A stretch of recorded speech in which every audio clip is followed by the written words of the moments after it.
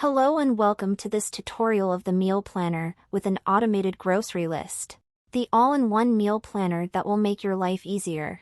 After downloading your PDF, you can select the currency of your preference. Make a copy of the file so you can edit it. The instructions for using this planner can be found on the first page. Additionally, you can find the instructions too at the top of each page. Click on the plus symbol to see it. In the second sheet, Items, add all of the items that you frequently use. Beverages and snacks added to this list can be included into the meal planner's respective cells. You can change the item categories, but you must not change the category of beverages and snacks so that the meal planner can detect them. You can create a new category, which will be automatically added to the categories drop-down list. There are over 300 pre-configured items that you can easily modify by changing the pricing according to your location. You can also select a different unit of measurement to suit your needs. Add your new items at the end of the list. Select the category. Write its name. Write its price. Choose the unit of measurement. It is recommended that you choose the unit in which you typically purchase the goods.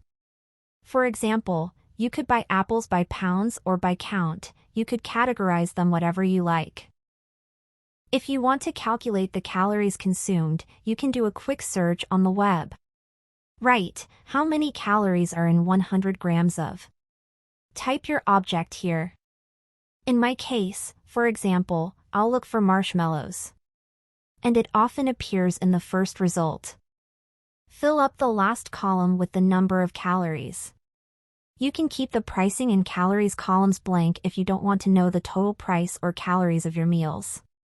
However, it is advisable not to leave the unit of measurement blank to have a more precise shopping list. At the top of the page, you have the item row finder. Select the item you would like to find, and it will show you which row it's in, so you can find it faster. In the third sheet, Recipes, you can enter all of your recipes with the unit of measurement of your choice, which will be translated to the purchasing unit automatically. For example, if you include a cup of cereal in your recipe, and you have the cereal configured in pounds on your item sheet, it will be automatically converted to pounds for your shopping list. When you adjust the number of servings in the meal planner, the total amount of each item on your automated grocery list is multiplied. This way, you'll always know exactly what you need to buy. When you write your recipe, the prices and calories are automatically calculated, so you will know what the price of each dish will cost and how many calories it will contain. This symbol may appear while you write your recipe, but be patient until the formulas are calculated. You will know by this blue line loading. By clicking on this plus button, you will be able to see the predefined recipes. You are free to change them if you wish. However, avoid deleting or adding columns in order to prevent affecting the formulas. At the top of the page, you can also find the Recipes row finder. When you select a recipe, you can easily see which row the recipe is in. And now the most fun part, the meal planner. In this planner, you can select the breakfasts, lunches, and dinners that you have added to your recipes. The snacks and beverages that you have added to your items sheets, you can select them here in their respective cells. Important note: beverages are measured per glass that contains about 8 fluid ounces. However, this value is converted to your preferred unit of measurement. For example, if you have iced tea set to a quart unit in your items sheet and choose 2 glasses of iced tea for Monday on your meal planner, you will see how many quarts you require in your shopping list. In the case of snacks, it will be added according to the unit of measurement you have configured. If you add 1 chocolate bar and have it configured as count on your items sheet, it will be added as 1 count to your grocery list. However, if it's configured as pounds, it will be added as 1 pound. The total number of calories for the day is shown along with the calories per dish. Plan ahead for up to 5 weeks to have the month under control. On the 5th page, Stock in Pantry. You can write down the inventory of what you have at home. The items you add here will be subtracted from your grocery list. If you have more items at home than you need to buy, the item will be shaded in gray. On the grocery list spreadsheet, you can specify which weeks you want the shopping list to display.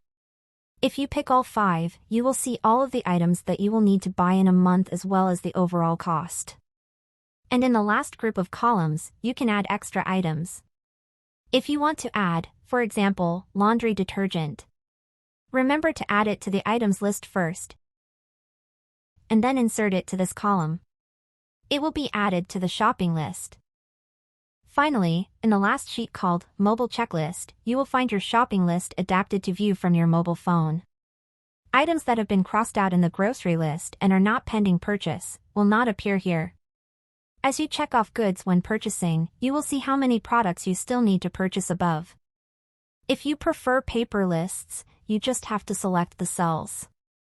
Click File, Print, and at the top right, inside this print box, select Selected Cells. The same with your meal planner sheets. If you want to print them, select the weeks you want to print, click File, Print, and click on Selected Cells. You can change the scale to fit to height or width.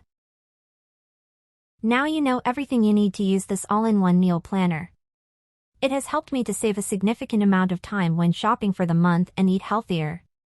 I hope it's useful to you as well. If you have any questions, feel free to contact me. Goodbye.